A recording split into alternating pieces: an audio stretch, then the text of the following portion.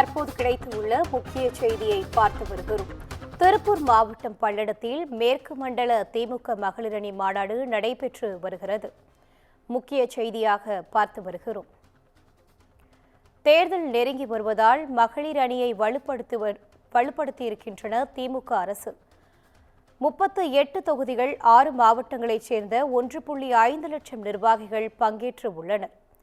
மாநாட்டில் முதலமைச்சர் மு.க.ஸ்டாலின் சிறப்புரையாற்ற உள்ளார் என தகவல் வெளியாகியுள்ளது. தற்போது கிடைத்துள்ள முக்கிய செய்தியாக பார்த்து வருகிறோம். திருப்பூர் மாவட்டம் பல்லடத்தில் மேற்கு மண்டல திமுக மகளிர் அணி மாநாடு நடைபெற்று வருகிறது.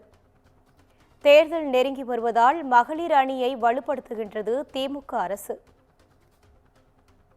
38 தொகுதிகள் 6 மாவட்டங்களைச் சேர்ந்த 1.5 லட்சம் நிர்வாகிகள் பங்கேற்று வருகின்றனர்.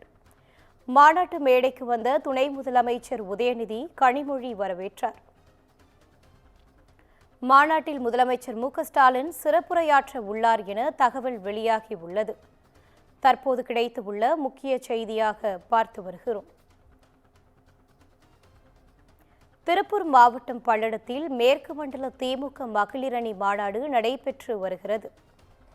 தேர்தல் நெருங்கி வருவதால் மகளிர் அணியை வலுப்படுத்துகிறது திமுக அரசு. 38 தொகுதிகள் 6 மாவட்டங்களைச் சேர்ந்த 1.5 லட்சம் நிர்வாகிகள் பங்கேற்று வருகின்றனர். மாநாட்டு மேடைக்கு வந்த துணை முதலமைச்சர் உதயநிதியை கனிமொழி வரவேற்றார். தற்போது கிடைத்துள்ள முக்கிய செய்தியாக பார்த்து வருகிறோம். இது குறித்தான கூடுதல் தகவலோடு இணைகிறார் எமது செய்தியாளர் பாலா. வணக்கம் பாலா, தகவல்களை பகிரலாம். நிச்சயமாக இனிதா. அதாவது திமுகவின் வெல்லும் தமிழ் பெண்கள் என்ற மகளிர் மாநாடு இன்று கோலாகலமாக வெகு விமர்சையாக நடைபெற்று வருகிறது. அதாவது திருப்பூர் மாவட்டம் பல்லடம் அடுத்து காரணம்பேட்டையில் வெல்லும் தமிழ் பெண்கள் என்னும் தலைப்பில் திமுக மேற்கு மண்டல மகளிர் அணி மாநாடு நடைபெற்று வருகிறது.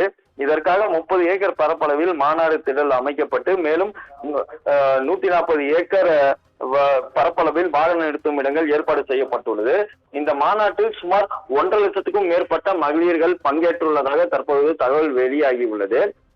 கலைஞர் மகளிர் உரிமை தொகை, விடியல் கட்டணமில்லா பேருந்து பயணம், கல்வி கற்கும் மாணவிகளுக்கு புதுமை பெண் திட்டம், வேலைக்கு செல்லும் மகளிருக்கு பாதுகாப்பான தோழி விடுதி, இந்தியாவிலேயே அதிக அளவில் 43% வேலைக்கு போகும் பெண்களை கொண்ட மாநிலமாக தமிழ்நாடு திகழ்வதற்கான சூழல் என மகளிர் மேம்பாட்டுக் கழகமே இந்த மாநாடு சிறப்பாக நடைபெற்று வருகிறது.